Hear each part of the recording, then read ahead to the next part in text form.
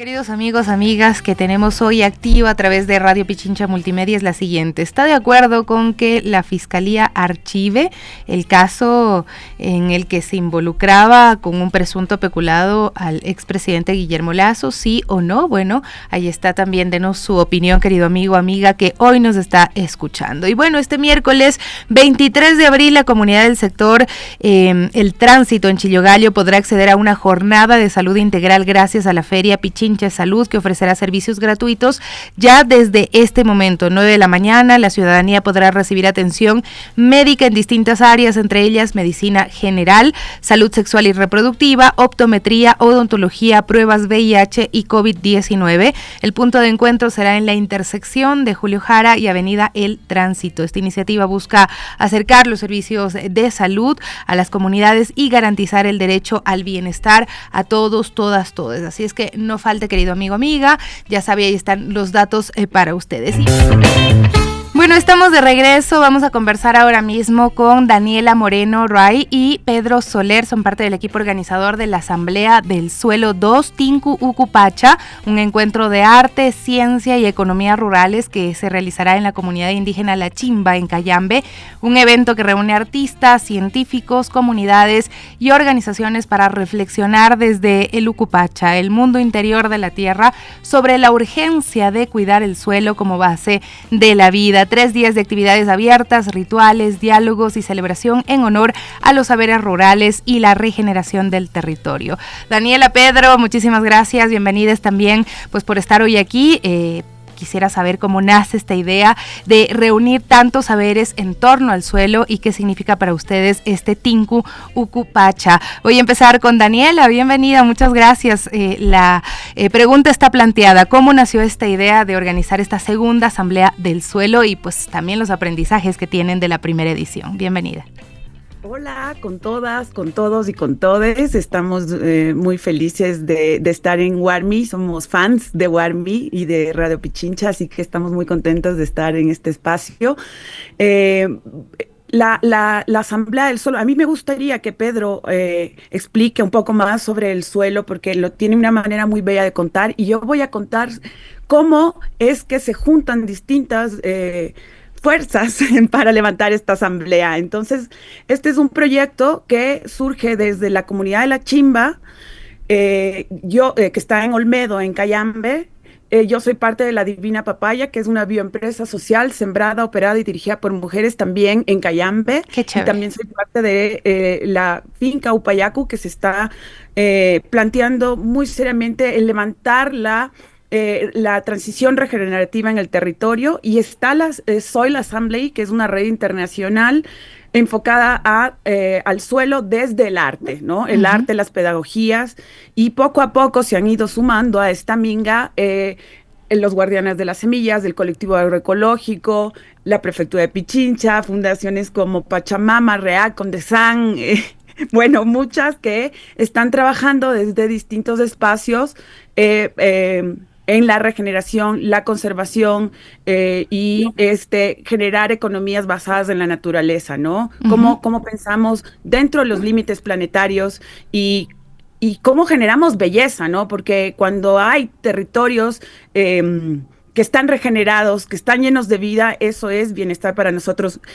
A veces se dice que que la gente es lo que come, pero en realidad somos lo que nuestra comida come. Entonces, qué interesante esa reflexión, ¿no? Para darle paso también a Pedro y pues precisamente que nos cuente cómo se articulan estos 3 mundos en la práctica de este encuentro, y sobre todo este planteamiento del suelo y la idea que deja lanzada Daniela. Pedro, bienvenido también.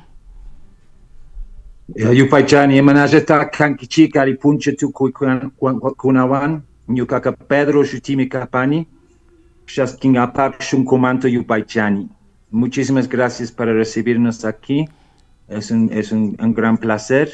Actualmente hay una cosa que dijo la Tránsito Amaguaña. La Chimba es donde está la tumba de Tránsito Amaguaña, donde realmente esta celebración, esta asamblea nace de la conmemoración que hace cada año la comunidad de la Chimba en conmemoración de la Mama Tránsito Amaguaña, dirigente mujer indígena campesina. Y ella dijo, tiene una frase que es como puede subrayar este sentido de la asamblea, que es: la tierra es el pueblo, lo que la sangre es el cuerpo. Y efectivamente hoy en día 30% de los suelos cultivables del planeta están dañados, y según la FAO será 90% en 2050 si no cambiamos el rumbo. La Asamblea del Suelo es nuestro aporte a este cambio de rumbo, es una ofrenda al Ucupacha, a este mundo del interior, y es un cambio de rumbo en la idea de cuidar de los suelos y de la vida campesino para trabajar hacia un futuro distinto de lo que está previsto por los científicos que nos espera en las próximas décadas. Pedro, y lo que tú dices es importantísimo porque estás apuntando que además de este cambio se puede hacer solamente en comunidad. ¿Cuáles son los planteamientos y cómo restauramos el suelo? ¿Cómo nos pensamos también comunitariamente? Pues lo que justamente es absolutamente la clave. Solos no hacemos nada, tenemos que juntarnos, y los 3 días de este evento apuntan a varias formas de esta comunidad, ¿no? El primer día de economías rurales, enfoque sobre los campesinos, porque ¿quién va a cuidar del suelo si no son los campesinos y las campesinas, ¿no? Por eso la tránsito es este gran ejemplo para nosotros. Y el día viernes es ciencias y artes, porque si no entendemos el suelo, si no miramos el suelo, si no tocamos el suelo, ¿qué posibilidad tenemos de cuidarlo? Entonces, nuestra idea aquí es acercar a las personas al suelo, que pueden entender en todos sus diversos y infinitos aspectos. Y el último día es este de la comunidad. El último día es 10 de mayo, primer día 8 de mayo, 9 de mayo y 10 de mayo, cuando es la conmemoración de la Mama Tránsito, y cuando juntamos toda la comunidad alrededor de una pachamanca, cuando cocinamos dentro de la tierra. Y este día terminará con un concurso de coplas celebrando las voces de las mujeres. Daniela, desde sus experiencias, también cómo el arte puede ayudarnos a reconectar con el territorio y con los ciclos, ¿no? Las mujeres somos cíclicas. Sabes que nosotras cuando llegamos decidimos volver a la tierra, volver al campo, regresamos desde haciendo residencias de arte. Y luego dijimos, bueno, ¿cómo aprendemos, cómo sembramos, cómo levantamos un proyecto productivo que empuje una transición, ¿no?, hacia la regeneración y que abra otros caminos de generar economías en el territorio? Y un poco dejamos el arte, y ahora Pedro está trabajando en conjunto con la Chimba para empujar y activar las residencias de arte en el Centro Intercultural Comunitario Tránsito Amaguaña. Ahora, en este momento comenzó la residencia de arte, y vamos a tener como final de la residencia la inauguración de la exposición, que va a ser el día 8, el Día de las Economías, ¿no? Volvió el arte de una manera muy importante porque es una herramienta tan importante para generar tejido social, para reflexionar, generar nuevos imaginarios, pensamiento crítico, y ese es un tejido que es fundamental para realmente regenerar el territorio desde la diversidad, digamos, de la agrobiodiversidad, la vida silvestre, la vida del suelo, pero también el tejido, la regeneración social, y también el poder conservar lo que tenemos, ¿no? Aquí en Cayambe, después de la pandemia, emergieron más de 2,000 pequeños floricultores indígenas campesinos que dejaron de sembrar alimento porque la agricultura no es rentable, y se convirtieron a la floricultura. Entonces, es muy importante que entre todas y todos los sectores, incluyendo las floricultoras, las ganaderas, las productoras agroecológicas, las empresarias, nos juntemos para ver cómo generamos transiciones, cómo podemos modificar las maneras de generar economía, y que pensemos también cómo incorporamos a los indicadores de rentabilidad, indicadores que den cuenta de la regeneración, de la diversidad, de la vida silvestre, la calidad y la salud integral, ¿no? La salud del suelo, la salud de las personas y de la vida silvestre. Pedro, la memoria ancestral, la espiritualidad andina están en todo lo que tiene que ver con esta programación de esta Asamblea del Suelo, ¿no? por favor, recuérdanos qué significa Tinku Ucupacha y sobre todo cómo ustedes lo asumen. Sí, gracias. Entonces, en la cosmovisión andina hay muchas diferentes organizaciones del mundo, maneras de entenderlo, pero lo vertical está entendido en tres secciones, digamos, ¿no? Donde vivimos nosotros es el Caipacha. Esto sería lo que también se llama la zona crítica. Es esta delgada capa de la tierra en la cual la vida, como lo entendemos, se sostiene. Y abajo está el Ucupacha. Este es el mundo del interior. Y lastimosamente ha sido muy confundido con ideas griegas, con ideas cristianas del infierno, del inframundo, cuando no es así. Lo que es la fuente de la vida, es donde todo muere y todo nace. Sin el Ucupacha no hay vida, no es algo que podemos rechazar. Y tal vez por esto también no se ha cuidado como se ha debido el Ucupacha. Y además, lo que tiene que ser el Ucupacha, que es todo también los minerales, las gasolinas, los petróleos, los carbones y todo esto, se ha salido a la superficie de la tierra y está fuera del lugar, está envenenándonos. Y esta cultura, entonces, hay un tercer área que es el área cósmico, digamos, que se llama Hanan Pacha. Y esta cultura se ha como orientado mucho a este mundo más abstracto, mundo más como de los dioses y los cósmicos, y hemos olvidado dónde estamos parados. Entonces, la cosmovisión andina nos aporta esta integración de las diferentes áreas, del flujo de la energía que hay necesariamente entre ellos. Y por eso queremos poner énfasis en este encuentro sobre el Ucupacha, porque ha sido muy ignorado, olvidado, y es la base de la materialidad de nuestra cultura y de pensar cómo podremos sanar, porque la regeneración no es solo una estrategia, una técnica en territorio, sino es una transformación interior en nuestras conciencias también. Y por eso consideramos que tocando base, asentándonos en la cosmovisión andina, nos da las herramientas de poder avanzar en esta transformación. Cuánta sabiduría y pues tan ignorada, ¿no? Hoy todo el mundo habla de sostenibilidad, pero me parece a mí, no sé qué me dirán ustedes, de que estamos hablando de recoger las botellas que se están produciendo excesivamente en el mundo, ¿no? O sea, estamos pensando en términos del reciclaje, pero el reciclaje después de haber consumido todo lo posible sin detenernos a consumir, ¿no? Y pues hoy precisamente quisiera preguntarles a ustedes cómo pensamos la sostenibilidad, ¿no? A largo plazo, que impacte pues las áreas que usted estaba mencionando, lo económico, pero también sobre todo lo humano, ¿no? Y pues para finalizar también quiero hacerles una pregunta. Si el suelo pudiera hablar, ¿qué creen que nos estaría diciendo el día de hoy, Daniela? Ya me vas a seguir llorar. O sea, yo siento que lo que diría es: juntémonos, ¿no? Como micelios, como toda esta red que es una red de vida, una conectividad que está abajo, es todo una alianza, un tejido que está abajo. Y yo creo que lo que nos diría es: conéctense.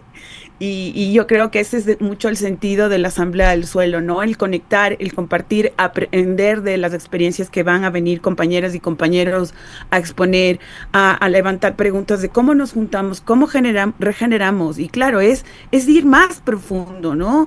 Como tú dices, no solo a levantar botellas, sino a regenerar, ir a la tierra, ir abajo, porque lo que es abajo es arriba. Uh-huh. Y cuando pensamos también, hacemos todos estos esfuerzos de conservación, ¿no es cierto? Yo creo que esos mismos esfuerzos de conservación debemos hacer en la regeneración, que ya hemos lastimado mucho, ¿no? Los espacios y todo. Es momento de darle la vuelta. No se trata de que no vamos a generar economías, se trata de generar economías desde otras maneras. Hacer arte desde otras... el arte nos permite ver, justo, imaginar estas otras posibilidades en un territorio donde todo es posible. Muchas gracias, Daniela. Pedro, contigo cierro. Sí, gracias, muchas gracias. Sí, es absolutamente enfermo y insano. Estamos viviendo en una negación de la realidad. Estamos, hablando de reciclar, cuando Coca-Cola, Nestlé siguen produciendo plásticos a una velocidad absolutamente brutal, cuando toda la evidencia científica muestra que ya estamos cada uno de nosotros tenía aproximadamente el equivalente de 5 tapas de botella de plástico en el cerebro. Todos los niños ahora están naciendo con microplásticos en el cuerpo. La concentración del CO2 en la atmósfera acaba de pasar 430 parts por millón en la atmósfera. Esta es una situación que no hemos visto. Las ideas varían, pero entre 200.000 años y 2 millones de años, o sea, bien antes de los humanos, estamos ya viviendo en otro planeta y hay una negación absolutamente brutal de esto. Entonces, para mí no es reciclaje que necesitamos, sino una transformación profunda de la sociedad y mirar los hechos, o sea, mirar los hechos científicos, o sea, cuándo vamos a poder empezar como sociedad de cambiar el rumbo, empezar a introducir políticas de cambio real de la sociedad, porque reciclar incluso produce más microplásticos, entonces en sí mismo no es para nada suficiente. Muchísimas gracias, querido Pedro y Daniela también. Siempre un gusto conversar con ustedes. Está planteada la invitación Tinku Uku Pacha del 8 al 10 de mayo de 2025, esta Asamblea del Suelo en el Centro Intercultural Comunitario Tránsito Amaguaña en La Chimba, Cayambe, Ecuador. Un abrazo para mis invitados. Yo me voy a una pausa y regreso enseguida. Hoy tenemos también temas muy fuertes que quisiera que se queden con nosotros para que los compartan, pero sobre todo para que nos activemos y apoyemos a las víctimas. Volvemos enseguida. Ya de vuelta y con Gaby Cruz ya en cabina. ¿Cómo estás, mi Gaby? Muy buenos días. Buen día, mi Sofi. Buen día, amigos y amigas de las Guarmis. Y estamos aquí junto a ustedes acompañándoles en este ya miércoles 23 de abril y bueno, siempre con más información. En el pupo de la semana, así es. Bueno, nos vamos al Hospital Docente de Calderón. Es un hospital de tercer nivel. Cuenta con 21 especialidades, 156 camas para hospitalización, 15 quirófanos, 14 estaciones para hemodiálisis, 44 consultorios y 48 camillas para atención en emergencias. Y es por ello que la ciudadanía busca un turno para recibir atención médica. Anteriormente se lo hacía a través de la línea 171. Sin embargo, hoy por hoy la gente tiene que hacer largas filas, aunque esta se mueve con fluidez, algunos ciudadanos mencionan. Pero aquí tenemos más detalles en el siguiente reportaje. Con nuestra compañera Diana Dávila. Nos encontramos aquí en el Hospital Docente de Calderón, en el norte de Quito, luego de que recibimos una denuncia ciudadana de las filas que se armaban aquí en esta casa de salud para tomar turnos. Venimos precisamente a constatar si esto se da aquí en el hospital y esto fue lo que nos respondieron algunos de los vecinos que están alrededor del sector. ¿Usted tiene aquí ingresado a algún pariente? Aquí a mi esposo tengo ingresado porque mi esposo se hace los diálisis la razón que mi esposo estaba perdiendo los riñones. Entonces, esa razón es que le traje para acá, porque aquí es bueno y atiende muy bien. Mi esposo le traigo desde las 4 de la mañana y sale a las 9. Entonces, él sí sale bien. ¿Y cómo usted califica la atención aquí en el hospital? Muy bien, él sí sale bien, pero a veces sí, del dolor, él sí chilla, pero y a él le atienden rapidito. ¿No ha tenido ningún problema para acceder a las diálisis en todo este tiempo? No, él sale bien. ¿Medicación, insumos, todo le da aquí al hospital? Sí, él le dan todo, apenas le acaban los medicamentos y entonces ellos ya enseguida ya le dan. ¿No tiene que esperar para turnos? ¿Usted ya tiene habitualmente turnos? No, yo no espero, no, o sea que yo llego a la madrugada y me dentro, entonces solo espero que le vengan los doctores, entonces ahí abren la puerta y le meten a las camillas. Cuénteme, usted que pasa por estos lugares, ¿me podría decir cuándo se hacen colas aquí en el hospital para tomar turno? Bueno, en el poco entendimiento que tengo, aquí las colas se hacen el 19, 20 y 21, pero son de especialidades, para coger turnos de especialidades. Pero veo la prontitud y la buena atención que sí les dan, porque las colas no demoran más que 1 hora. La gente madruga así a su turno, pero entre las 7 de la mañana ya se desocupan de dar todos los turnos que hay, justo solo esas fechas. Pero por lo general no hay colas, todo se atiende normal, usted ve una atención fluida. Sí, todo es normal, solo esas fechas yo tengo el entendimiento porque viene bastante gentecita a coger sus turnos. Como podemos observar en este momento, la atención es totalmente fluida en el hospital. Nosotros llegamos a partir de las 5:30 de la mañana y pudimos constatar que no existen filas desde la madrugada. Todo lo contrario, las personas lo único que tienen que mostrar es su papel de la derivación de los centros de salud y con ello ingresan a tomar turno los que desean en alguna especialidad o también los que necesitan hacerse exámenes de sangre, por ejemplo.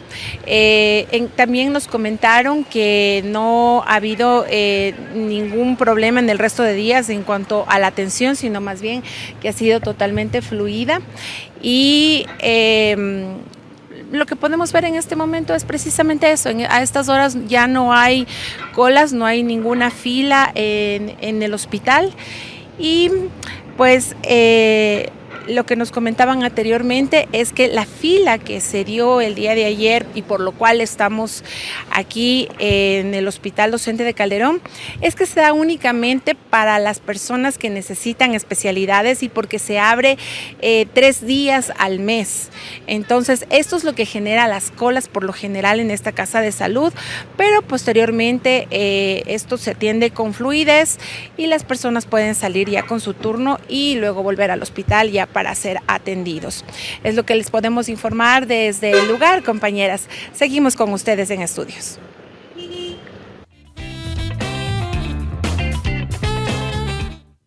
Muchísimas gracias Dianita por ese reporte. Bueno, sobre todo preocupados, ¿no? La señora Blanquita, quien nos enviaba precisamente la situación que estaba pasando, buscaba un turno para neurología, cirugía general, nos decía que no consiguió a pesar de haber hecho esa larga cola que ustedes veían, más de 800 personas ahí, que pues aparentemente ocurre ciertos días cuando abren la agenda para las especialidades, pero decía ella, a pesar de que se han habilitado en estadísticas otras ventanillas, no se abastecen.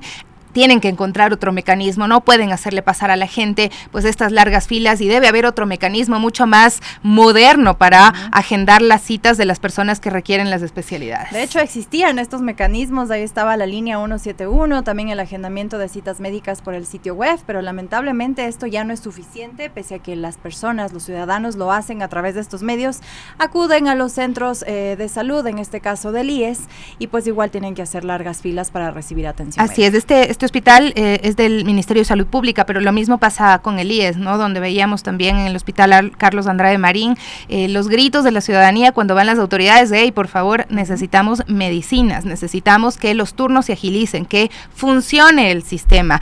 Y bueno, otras noticias tristes, muy, muy duras, lamentables.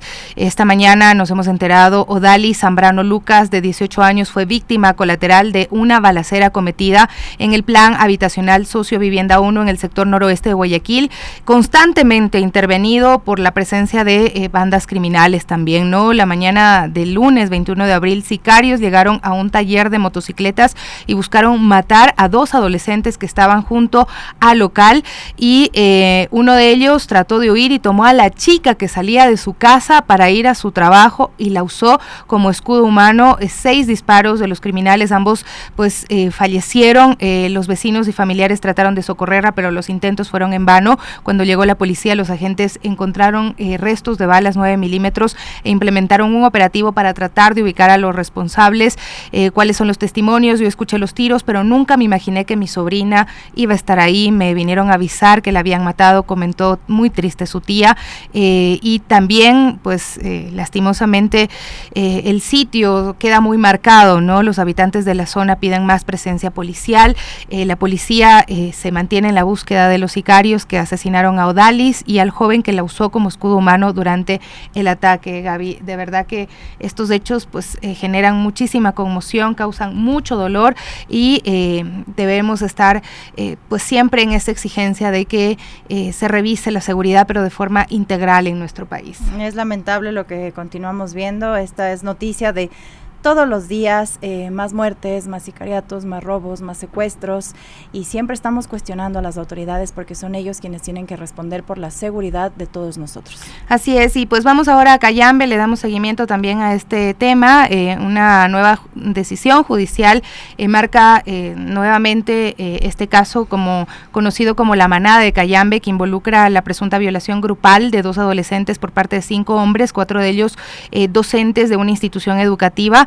La activista y defensora de derechos humanos Sibel Martínez, quien hizo público el caso, informó que el juez a cargo del proceso revocó las medidas cautelares y dictó prisión preventiva contra B. Torres. Y bueno, él fue detenido en delito flagrante, hallado atrincherado en la parte trasera de un vehículo junto con las 2 jóvenes agredidas.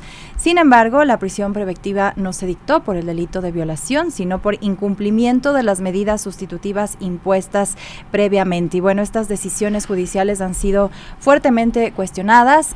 Sibel Martínez también detalló que hasta la fecha solo 2 de los 5 presuntos agresores enfrentan prisión preventiva.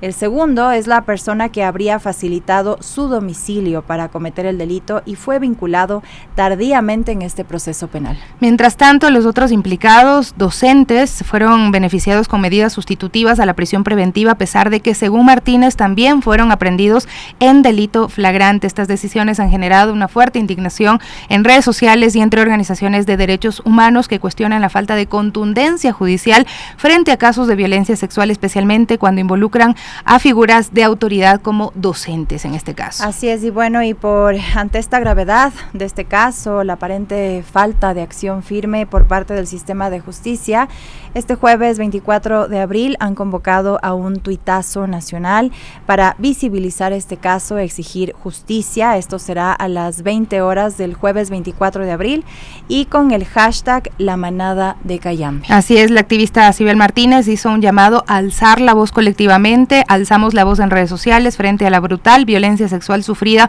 por 2 adolescentes estudiantes en Cayambe, presuntamente a manos de 5 hombres, 4 de ellos docentes. Exigimos justicia, exigimos sanción a los agresores, exigimos reparación integral para las víctimas, exigimos entornos educativos sanos, seguros, libres de violencia, no encubridores. La ciudadanía puede sumarse con tweets, hilos, imágenes, videos o reflexiones etiquetando a las instituciones responsables de garantizar justicia y protección a las víctimas. Así es, estas son el Ministerio de Educación, también la Comisión de Educación de la Asamblea, Fiscalía, el Consejo de la Judicatura y la Defensoría del Pueblo. Así es, bueno, son casos que deben convocarnos, muy duros, lo hemos venido analizando, ¿no? En este caso, la manada busca y actúa de esta forma, buscando dominación sobre los cuerpos femeninos pues lastimosamente cuando hay impunidad estos casos se replican. No permitamos que nuestras hijas, nuestras hermanas, que nosotras nos pongamos en riesgo. Y precisamente vamos a hablar de otro caso también muy duro, muy doloroso. Primero relatamos un poco la noticia, ¿no? Padres de familia están exigiendo justicia en un caso de abuso sexual infantil en una institución educativa en el Valle de los Chillos. Así es, pues la comunidad educativa del Cantón Rumiñahui se encuentra conmocionada tras la revelación de un caso de abuso sexual infantil cometido presuntamente por el profesor de educación física de esta institución educativa, y hasta el momento la Fiscalía registra 15 denuncias de abuso y las investigaciones continúan para determinar pues el alcance total y real de los hechos. Y según testimonios de los padres y madres de familia, el comportamiento de sus hijos e hijas comenzó a cambiar a inicios de año, mostrando signos de temor, de rechazo hacia la escuela, y ante estas señales de alerta, uno de los niños rompió el silencio y confesó que el profesor lo sometía a actos de abuso, lo que llevó a los padres a notificar a la institución educativa. Sin embargo, la administración escolar no tomó estas medidas inmediatas, no profundizó en la investigación de todas estas denuncias. Así es, el pasado 24 de marzo, tras una llamada al 911, el docente fue capturado en flagrancia dentro del colegio. A pesar de la gravedad de la situación, la institución emitió un comunicado en primera instancia minimizando los hechos, causando incertidumbre y preocupación entre los demás padres de familia. Solo después después de la insistencia de los afectados, la directiva confirmó que existía un caso de abuso sexual y que el profesor estaba detenido. El 25 de marzo la Fiscalía inició la instrucción fiscal en este proceso y a medida que se han realizado evaluaciones psicológicas a los niños, se han identificado más víctimas dentro de la institución y a pesar pues de la severidad del caso, los familiares denuncian también que la escuela ha destinado recursos para la defensa. Ya nos van a contar del presunto agresor en lugar de brindar apoyo a los niños afectados y sus familias. Y así es, y en vista de esta falta de respaldo de la institución educativa, los padres y madres de familia han decidido organizar un plantón el jueves en los exteriores de la Fiscalía del Cantón Rumiñahui y su objetivo es exigir justicia y evitar que este sospechoso, este presunto agresor sea liberado. Asimismo, rechazan las acusaciones de que buscan este beneficio económico, enfatizando que su única intención es proteger a los niños y las niñas para evitar que más sigan siendo víctimas de negligencia y de estos abusos y también de la vulneración de sus derechos. Así es, la comunidad educativa, esta unidad educativa, ha realizado un comunicado, han dicho que se han seguido el protocolo, queremos transmitirles nuestra responsabilidad y compromiso en el cumplimiento de los protocolos, rutas de actuación y lineamientos establecidos por el Ministerio de Educación. Cada acción que emprendimos tiene como objetivo garantizar el bienestar, seguridad y el desarrollo integral de nuestros estudiantes. Dicen que desde el 24 de marzo se iniciaron los protocolos pertinentes, que se informó al distrito, a la Fiscalía, que se brindó el respaldo y acompañamiento durante la visita que se hizo, se convocó a los padres y madres a socializar la situación. También dicen que el Departamento de Consejería organiza espacios de contención emocional, que también se ha realizado una hoja de ruta en conjunto con el Distrito Educativo y dicen que el 31 de marzo al 4 de abril se ha ejecutado un plan de acompañamiento emocional y educativo y el 8 de abril que se ha realizado seguimiento institucional a los compromisos establecidos. Eso es lo que dice la unidad educativa. Emil Jacques Dalcroze, que es la mencionada. Aquí están con nosotros dos madres de familia a quienes vamos a proteger su identidad, por supuesto, para ampliar los detalles de este caso que pues a todas luces es muy doloroso, con todo el respeto sin duda también para ellas, para los niños, para las niñas que han sido afectados, ¿no? Lo importante aquí es que exista justicia, reparación y sobre todo verdad, ¿no? Que se sepa qué fue exactamente lo que pasó y se den las responsabilidades, se atribuyan las responsabilidades también a una comunidad educativa que no ha cuidado también a los niños. Muchísimas gracias por acompañarnos. Bueno, por favor cuéntenos cuándo comenzaron a conocerse estos hechos. Hablan de cambios de comportamiento de los niños, señales que alertaron que algo no estaba bien. No sé quién de las dos quiere empezar. Bueno, por favor. Buenos días, gracias por la oportunidad. Yo levanté mi mano desde enero porque mi hijo no quería ir al colegio. Fui recibida por las autoridades del Dalcroze Kids, porque el Dalcroze Kids está a 1,5 kilómetros más o menos del colegio matriz, y la directora del Kids me supo decir que no tengo por qué buscar ayuda del DESE. En ese momento me acababa de enterar que no había un DESE destinado para el Kids, es decir, los niños no tenían nadie que pudiera mirar, además de las profesoras, que no se me dio la atención necesaria al momento de que yo levanté la alerta y mi hijo continuaba con el tema de no querer ir al colegio. Tanto así que a mediados de febrero más o menos, hubo un campeonato de fútbol interno y claro, el niño estaba emocionado con jugar fútbol y obviamente iba al colegio. Él ya tuvo problemas en casa, cambio de comportamientos, ya era más agresivo, se hizo pipí en la cama. Entonces nosotros sabíamos que había algún tipo de inconveniente, pero como digo, se cortó porque hubo el campeonato interno. Termina el campeonato interno y su tutora se acercó a la final y me dice, mamita, esperemos que el niño quiera venir porque ya se acabó el fútbol. O sea, ella estaba consciente de que mi hijo solo estaba yendo al colegio porque había el campeonato interno de fútbol. Posterior a eso, mi hijo sigue sin querer ir al colegio y a mediados de febrero se levanta una alerta. Y solamente ahí el colegio destina a la nueva psicóloga, porque era recién que pusieron a la nueva psicóloga en la institución, y reestructura en todo el DS, por tanto todos los psicólogos que estaban en ese momento eran nuevos, no podían ver cambios de comportamientos en el niño porque obviamente nunca lo conocieron de antes. Ella nos da un informe a nosotros de que el niño es feliz en el colegio, de que no pasa nada y que nos felicitaba como familia porque todo lo estamos haciendo muy bien.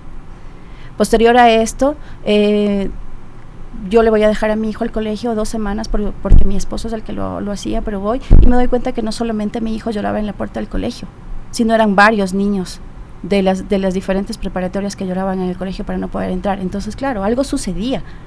Tomamos en casa la decisión de no mandarle más.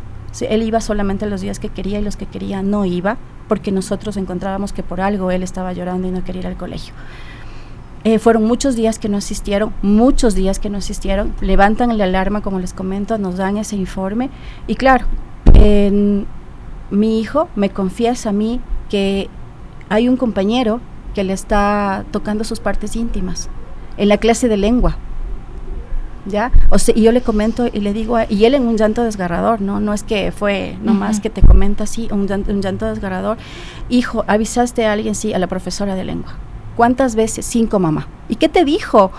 Que me vaya a sentar, que me vaya a sentar y hablar con el compañero. Es decir, las profesoras sabían de estos juegos sexuados entre los niños y nunca levantaron una alerta, nunca levantaron la mano. Posterior a eso, hicimos una cita en el DS. Ese momento les acabábamos de informar lo que les estoy comentando de los juegos sexuados. Nos dijeron que ellos van a hablar con la familia del otro niño y nos dieron la cita para el lunes 24 de marzo a las 10 de la mañana. ¿Sí? Es por esa razón que nosotros estábamos cerca del colegio a la hora del delito de flagrancia. Estamos hablando de un niño de ¿cuántos años? 5 años. 5 años. ¿Y la mayoría de las víctimas tienen esta edad? Sí, están en preparatoria, 5 y 6 años. Hablamos de niños pequeños que si es que se levantan estas alertas, pues hay que decirlo, ¿no? Y se levantó las alertas directo hacia los profesores. Y lo que también conocer es cuál fue ya este impacto emocional para los niños al enterarse, ¿no? Y al conocer todos estos hechos, y en qué momento también se ve ya involucrado el presunto agresor en todo este relato.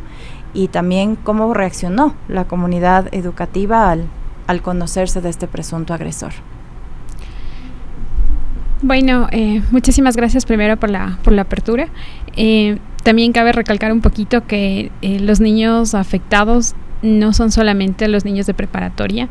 El profesor tuvo contacto con la mayoría de los niños porque les daba clase en el caso de retoños, semillitas, de inicial 1, que hablo en representación.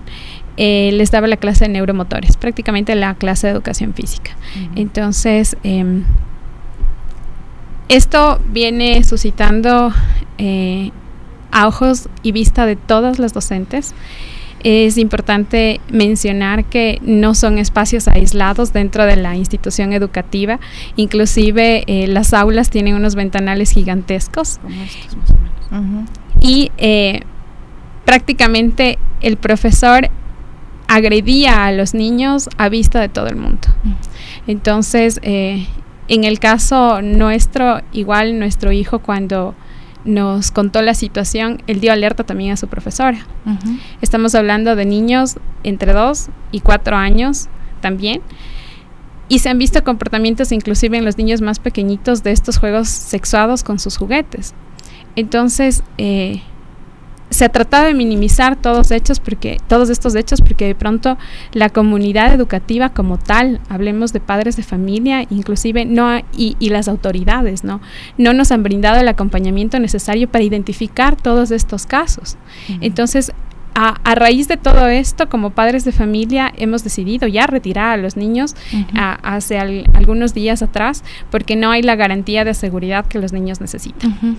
A pesar de que después de todo esto aparentemente se emitieron los protocolos dentro de la unidad educativa, antes de esto debían habernos garantizado la seguridad de nuestros niños, no después. Entonces son muchas faltas dentro de la institución educativa de las autoridades. Se evidencia muchísima negligencia, desde los docentes que no pudieron levantar una alerta, desde los docentes que no pudieron levantar la mano y decir esto está pasando y esto no es normal, porque dentro de la institución lo que hicieron fue normalizar todo esto, estos juegos con los niños, estos comportamientos con los niños. Inclusive nos han dicho que no deberíamos creerles a los niños, porque los niños tienen sus juegos de imaginación, porque los niños pueden mentir, y no es así, y estamos justamente aquí para eso, para decirles que nosotros les creemos a nuestros niños, para decirles que los niños no mienten, y para decirles que los testimonios que hemos recibido de cada uno de nuestros hijos son realmente desgarradores, son realmente desconcertantes. Entonces no es que hubo una manipulación por parte de nadie para decirle a nuestros niños tienes que decir esto o aquello. Ellos nos dijeron a nosotros, a sus papás, a sus mamás. No le dijeron absolutamente a nadie más. Levantaron una alerta dentro de la institución y nadie fue capaz de levantar la mano y decir esto está mal o es incorrecto dentro de la institución educativa. El día que detienen al presunto agresor, ¿cuáles son los hechos de ese día? ¿Por qué lo detienen en delito flagrante? Porque, como le comentaba, nosotros teníamos la reunión en el colegio y estábamos por el sector.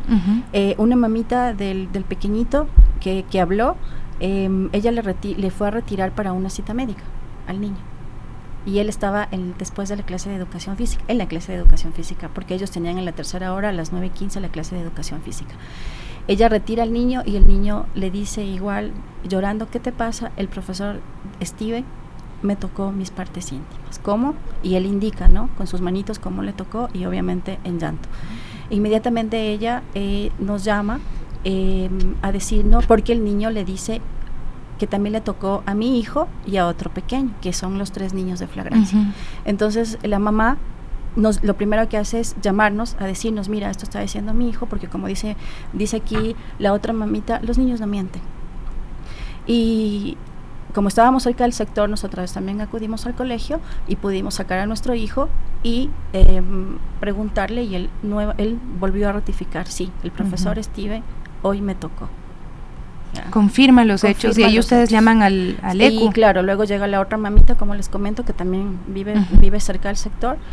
Y claro, ahí se llama, acudimos a las autoridades pensando que ellos iban a tener toda la apertura porque se supone que era un accidente, y claro, es un accidente porque no todos estamos libres de los pedófilos, pero es el mal accionar de la unidad educativa que pretende que el prestigio está por encima del derecho de los niños, y no es así.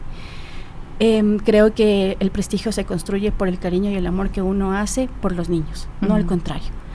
Acudimos e informamos a las autoridades y ellos nos manifestaron que nosotros teníamos que hacer nuestra acusación particular, que es lo que corresponde. Llamamos inmediatamente a la mamita, que fue la persona que fue la primera en enterarse, fue la que hizo la llamada al 911, y procedió a llegar la patrulla y lo apresaron.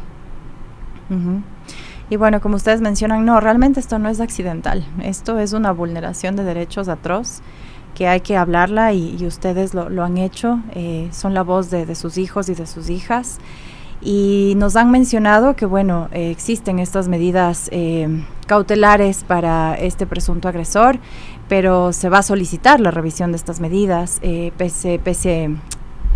sobre ello, ¿ustedes qué decisiones han tomado, qué pretenden hacer frente a esto, sabiendo que, bueno, si ahorita se mantiene en prisión preventiva y se hace la revisión de estas medidas cautelares, qué podría pasar después?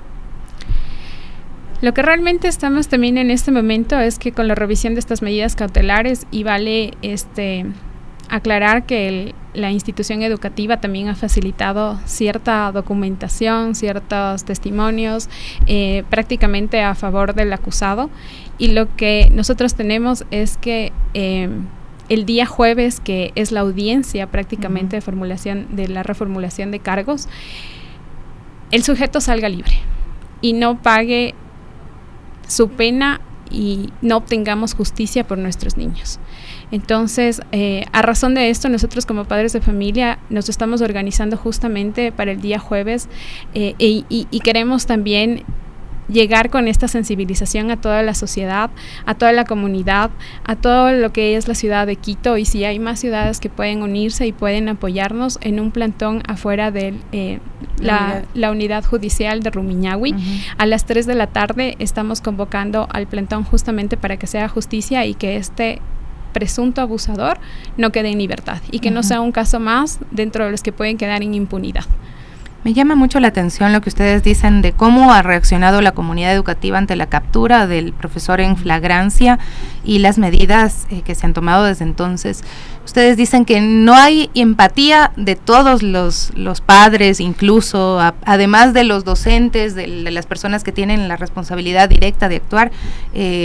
También hay quienes dudan de que los hechos pues hayan ocurrido como ustedes los están narrando. Lo que pasa es que nosotros tuvimos lo que pasa es que el dueño del colegio, las autoridades, hicieron una bandera de marketing de nuestra angustia y nuestro dolor.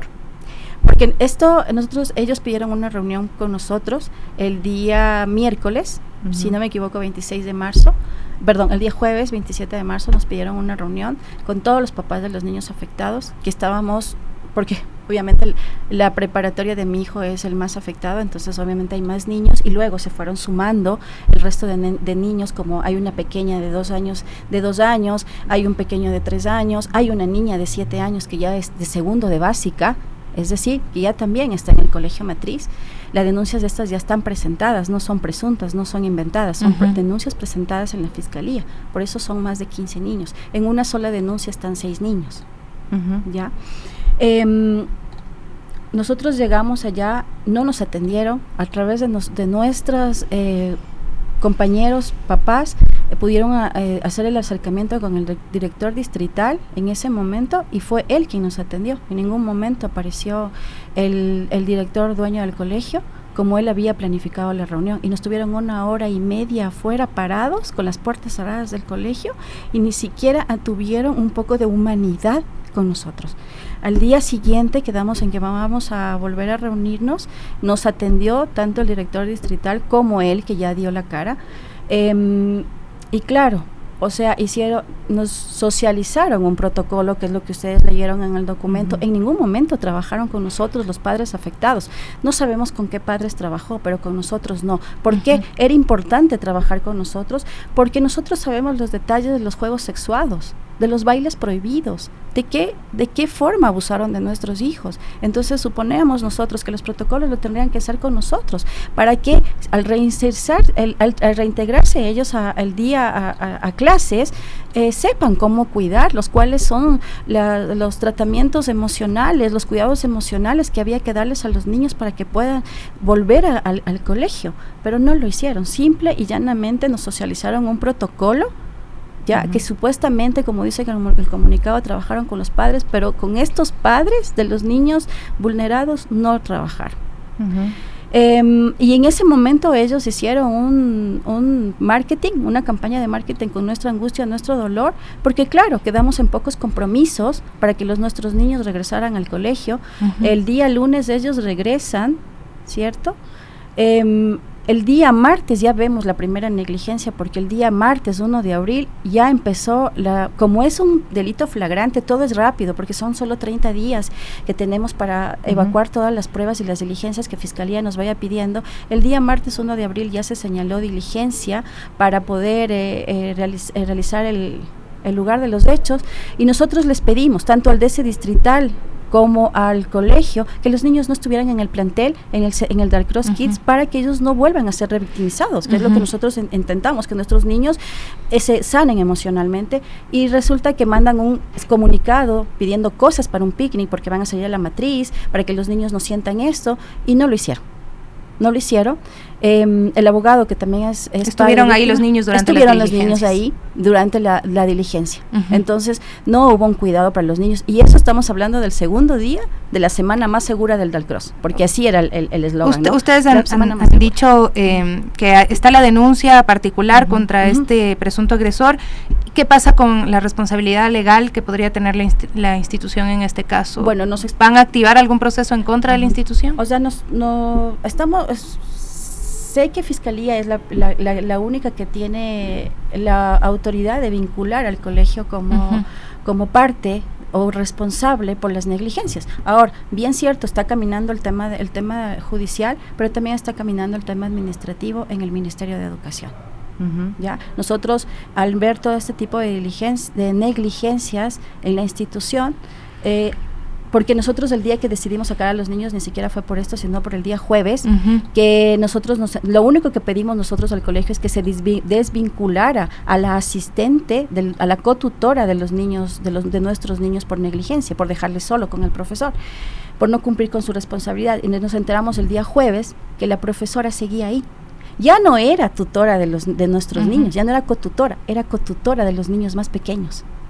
Le pusieron de cotutora a los niños retoñitos que tienen 2 años. O sea, le pusieron de cotutora con los niños más vulnerables que los nuestros.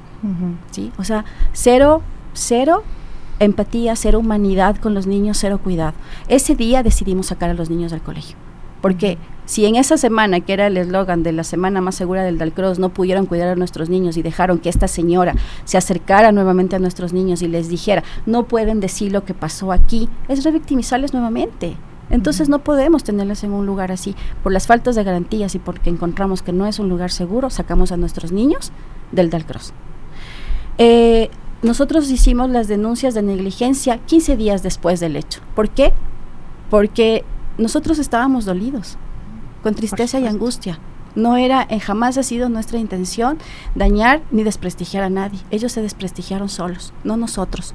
Nosotros pusimos denuncias de negligencia por todas estas cosas que les estamos detallando y muchas más que están detalladas en el Ministerio de Educación, porque somos 15 familias, 15 denuncias, 15 familias y 15 padres que han palpado, ¿cierto?, en carne propia la negligencia, la falta de humanidad de las autoridades del colegio. Ese trámite se está dando, como les digo, administrativamente. El Ministerio de Educación nos ha indicado que cero tolerancia con este tipo de cosas, con este tipo de violencias, porque las instituciones educativas tienen que ser un lugar seguro para los niños y no de esta manera. Nosotros ya salimos del Dalcross, nuestros niños pequeños ya salieron del Dalcross, pero creemos que tenemos la responsabilidad de que sea de verdad un lugar seguro para todos aquellos que se quedan. Y más aún, yo en mi caso y muchos de nuestros padres tenemos hijos mayores. Entonces también necesitamos que el ministerio esté pendiente de que no haya represalias con nuestros niños mayores. Les agradecemos mucho por sus testimonios de este día. Nos solidarizamos también con ustedes, con las familias de estos 15 niños y niñas que sus derechos han sido vulnerados y que realmente esperamos exista una real respuesta del sistema de justicia, de las autoridades de gobierno, que no quede en la impunidad en más casos de estos, porque nos duele, nos duele muchísimo cuando topan a nuestras infancias y sobre todo cuando las vulneran en los espacios, como ustedes mencionan, que deben ser seguros, que son las instituciones educativas. Muchísimas gracias. Solamente recordarles que de verdad necesitamos el apoyo para el plantón el día de mañana a las 3 de la tarde. Porque no son solo 3. Así es. Sí. Y así fuera uno. Así es. Estamos hablando de niños, de nuestras infancias. No hay forma de narrar esto sin que no nos quiebre, sin que no nos duela, porque es la peor pesadilla que un padre de un niño. Yo tengo una niña de 5 años y no me puedo imaginar el dolor que están sintiendo ustedes al saber que han sido agredidos de esta forma, porque no es que además ya salen de la escuela y se acabó. Este es un trauma que queda para siempre para los niños, que deberán tratarlo quién sabe cuántos años, porque estas cosas que a veces se quedan en el inconsciente cuando uno es adulto, pues explotan, ¿no? Entonces, no es que ya salen de la escuela y que hacen un protocolo y ya está. Sí, en realidad la institución educativa quisiera responsabilizarse, ser solidaria, ser empática, debería estar en todo este proceso y debería responsabilizarse con ustedes de por vida, porque esto es un daño muy grande, un daño profundo que se le ha hecho a estos niños. Y pues decimos 15 denuncias, cuántas más pues también deberían descubrirlo, ¿no? Y transparentar con los padres y madres de familia. Muchísimas gracias. A ustedes muchas gracias. Vamos a hacer una cortísima pausa, amigos. Regresamos ya en la parte final de las Warmis. Desde la mañana con 15 minutos y estamos de regreso en las Warmis y bueno, queremos hablar de otros temas también, pero sin dejar de lado el tema de la violencia, ¿no?, que nos atraviesa de diversas maneras en nuestra sociedad hoy en día. Y bueno, queremos conversar con Cayetana Salao, ella es coordinadora del proyecto Intersecciones, esta iniciativa construida junto a organizaciones y colectivos como el Taller de Comunicación Mujer, Sacha Manchi, Fundación Vivir Libre, Cholas Valientes y Amazonía de Colores, y desde una mirada lesbi trans transfeminista, Intersecciones ha dado también vida a cortometrajes, publicaciones y procesos comunitarios que visibilizan las realidades interseccionales de mujeres LGBTI y disidencias en el Ecuador. Así es, bienvenida Cayetana, muchísimas gracias por acompañarnos nuevamente acá en las Warmis. Y bueno, ya nos has contado cómo nace este proyecto Intersecciones, las luchas que busca visibilizar desde el arte y la comunicación comunitaria, pero quisiéramos saber cómo ha avanzado este proyecto y qué es lo que han visto ustedes, cuál es el impacto que ha tenido. Sí, bueno, estamos haciendo varias muestras a nivel regional. Estuvimos en Lago Agrio y en Guayaquil el año pasado y nos quedaba un espacio más para compartir en Quito, y esto lo vamos a hacer en el Parque Urbano Cumandá este sábado 26 desde las 10 hasta las 15 horas. Es una tercera muestra local y una serie de otras que hemos tenido en festivales y espacios, y justo queremos hacer este encuentro de experiencias y diálogos, porque creemos que las conquistas, los derechos de las poblaciones LGBTIQ+, en este momento histórico de la región y del mundo, están en riesgo y están en amenaza, y han puesto en riesgo y peligro de vida, digamos, a nuestras compañeras, y es eso lo que queremos seguir honrando como un camino de buscar justicia simbólica, justicia social. Y justamente hablando de eso, Cayetana, ¿qué significa para ustedes trabajar desde esta perspectiva lesbi transfeminista y, como tú lo mencionas, ¿no?, en un contexto tan complejo como es nuestra sociedad ecuatoriana hoy en día? Bueno, creemos que esto es más necesario que nunca, ¿no?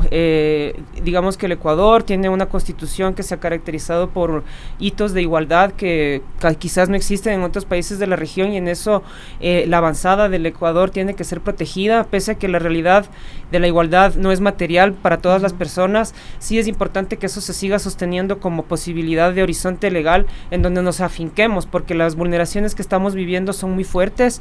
Hay realidades que estamos visibilizando que casi nadie quiere abordar, como la realidad de las mujeres trans viviendo sentencias en cárceles masculinas, como la realidad de las trabajadoras sexuales trans siendo ya no solo hostigadas por el prejuicio en contra del trabajo sexual, sino como víctimas adicionales, digamos, de las medidas de estado de excepción, de acorralamiento de los territorios en crisis o inseguros, digamos, en donde nuestras compañeras no son miradas como sujetas de derechos y por lo tanto sufren amenazas. Queremos sensibilizar a la población sobre este tipo de situaciones y problemáticas, sabiendo que desde nuestras posibilidades como organizaciones de la sociedad civil también estamos poniendo un granito de arena para acompañar a víctimas de violencia, para permitir reflexionar, crear colectivamente, dialogar colectivamente para poder superar los prejuicios de odio, los prejuicios que están generando vulneraciones de derechos concretos a nuestras vidas. Precisamente la cartelera de este proyecto incluye estos cortometrajes del fanzine, cómo se eligieron los temas, las historias que están contando. Uno de los cortos, tú decías, se titula Estado de Excepción y aborda precisamente esa militarización desde esta mirada trans, ¿no? ¿Cómo fue construir esta narrativa y los desafíos que han enfrentado? Pues bueno, fue un proceso bien participativo, bien colaborativo, que se dio desde el 2023. Hemos construido junto a Fundación Vivir Libre de Guayaquil y compañeras trans privadas y ex privadas de libertad el documental Estado de Excepción. En Lago Agrio, junto a Amazonía de Colores, hemos construido Transformaciones, que es un corto ficción que habla sobre el caminar y los procesos de transición que viven hombres y mujeres trans, que también es una situación invisibilizada en la región, digamos, y en el país. Y también con Cholas Valientes aquí en Quito hemos trabajado la memoria viva, lesbi, transfeminista, que busca, digamos, derrocar o abolir el patriarcado, este sistema binario que muchas veces está colapsando, ¿no es cierto?, vidas concretas, aniquilando vidas concretas, y es a eso a lo que queremos hacer honra, ¿no?, a esa memoria, a esa lucha. Creo que Ecuador tiene hitos importantísimos. Hace poco se celebró la despenalización de la homosexualidad, pero aún quedan deudas, ¿no? Nuestras compañeras, las Cochinelli, no han sido reparadas, pese a que se considera que vivieron vulneraciones fuertes de derechos humanos en las épocas de la penalización de la homosexualidad, y creemos que con este tipo de aportes creativos, de encuentros y diálogos con actores clave, con públicos diversos, que además va a ser en el Cumandá, en el Parque Urbano Cumandá, que es un lugar que nos va a juntar con gente también del barrio. Creemos que es importante que se siga respaldando la existencia digna de las mujeres LGBTI, de las personas LGBTIQA+, porque son existencias que que son valiosas, que han generado un aporte significativo a nuestra sociedad. Son las lesbianas, son las compañeras trans las que han dado contenidos a la igualdad de derechos humanos, al Estado plurinacional, al Estado intercultural, y eso es lo que queremos seguir resaltando, ¿no? Ecuador es un país diverso y también lo es en estas existencias diversas, y a eso es lo que queremos celebrar y también encontrarnos. Creo que es un momento de crisis múltiples y quizás el encontrarnos del abrazo, el dialogar a través de creaciones nos permitirá sensibilizar, acercar estas realidades a otra gente y poder desde ahí transformarnos, hacer justicia social. Y Cayetana, en Transformaciones se explora este proceso también de transición de género.